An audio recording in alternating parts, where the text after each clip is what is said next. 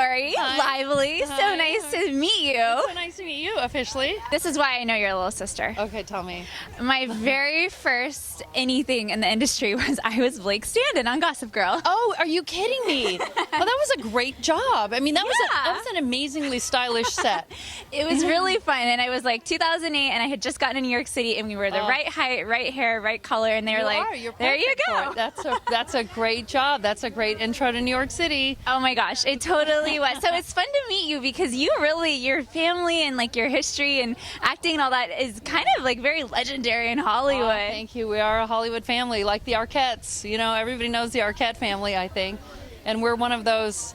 We're one of those families, you know. So do you now moving forward, what is it that you still love to do that like fuels you? Is it acting, or did you do teaching as well for a while, coaching? I do this I do this every day. In fact, the two biggest jobs that were up for grabs recently were Stephen King's It, and one of my favorite. Honestly, it's a funny story. Okay, I got to tell you the story. Yeah. One of my favorite books. I have a degree in literature, and I love to read. Yeah. And I read this incredible memoir called The Glass Castle, and it's about this like crazy gypsy type family. Which, if you come from a family of actors, isn't the mother homeless? Yeah, but we don't. Yeah, we're not crazy like that. But like, we're pretty crazy. No, I have to say, we're pretty kind of like. You know, I mean, any family that picks up and leaves and drives across the country to pursue this business that's pretty wacky. I mean, that takes a lot of nerve. And so I read this book, and I loved it so much that I wanted Blake to read it, but she wouldn't. Why? But my siblings always would have too many things going on that they didn't want to sit down and read a book. So I actually went and read this book out loud. The Glass Castle, I read this book to Blake, the entire book. Then I read half the book again to my mother to get her. I would follow her around. It was Thanksgiving. And I would follow her around the kitchen and read the book out loud to get her hooked. So you're like a walking, talking audiobook. I totally am. And so my clients booked both of those movies.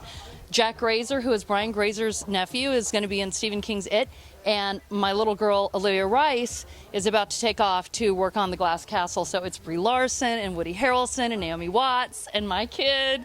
I am so thrilled. You're like a proud mama whenever one of your clients books something. No, I really am. I mean, it's such an incredibly competitive business that to be able to, you know, go in there and get that job, you know, when you've got thousands of people competing, whether it's, you know, The Glass Castle or it's the new High School Musical or whatever it is that's going on. It's a huge accomplishment to be able to rise to that level and even compete at that level is incredible. So that's what I do. I love that. But can you speak a little bit? I think it's cool. Actresses today, especially today, we saw it with Tammin. She has Bottle and Heels launching these lifestyles. Blake did it with Preserve. We had Gwyneth Paltrow Goop. What do you think it is that's making these women say, wait a minute, I want something that's all my own? Well, I think that you need to have something outside of the entertainment industry that fuels you. I really think it's wise. I mean, growing up like we all did in a family of actors, you know, it's a tough and competitive business, and to just, even when you're really successful at it, like my sister is, to just have that and to have nothing else in your life that you pursue or that you enjoy that's dangerous territory. No matter how successful you are, I think no matter how successful, you need something else that you can pursue in your life. I do. Well, and very lastly, your sister's known to have quite a fun sense of humor and be very witty. Did you follow at all any of this or Mix-a-Lot controversy? Oh my, you know that, it's such, it's such crazy. I mean, look, okay, first of all, she can't go pee without somebody sending me a link or sending me a photo or sending me an Instagram or sending me something. Every time she goes out of her house, somebody sends me pictures of it. So I know every single time she takes a breath, I hear about it. But, you know, come on, really, Yeah. I mean, Well, Sir Mix-a-Lot liked it, right? He liked it. I mean, come on, how could you not? You know, it's a compliment. Yeah. Well, you're on Auntie duty. Oh, I am. That I am. Yeah. So we'll keep it that way. Yeah, extremely. Yeah, extremely. Yeah. If it's like boy or girl, obviously. Maybe you know and they haven't announced. Yeah, no, they don't announce anything, and they often don't announce anything to us. So, so you don't even know either yet. You know, sometimes they'll tell us, and sometimes they'll keep it very quiet. You know, and within my family, I would say we all like surprises. Yeah. So we tend to want to wait and for the big like surprise. I mean, we're that kind of family. Did you guys think it was hilarious hilarious when there was the misreport that the name was Violet for like months. Come on, right? I know. Did they think it was funny because they didn't deny it? They just said, "Well, that's what you say it is. That's what it is." I know, because they don't want to engage. That's the way they play. That's the way they play it. They don't engage.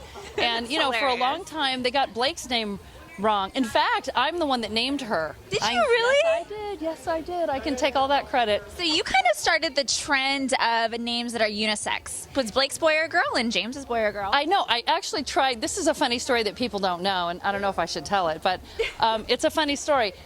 I tried to name my brother Eric Blake. And I desperately wanted, because I love that name so much. I thought, when I have children, I'm going to name my first child a boy. That was my idea, was to name a boy Blake.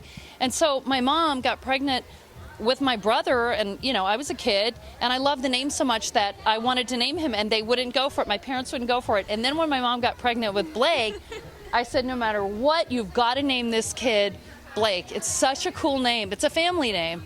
And so I got my way. Well, you named her right. Her name's in lights, and you're behind the scenes with your clients booking huge projects, so congratulations. Thank you so much. I appreciate it.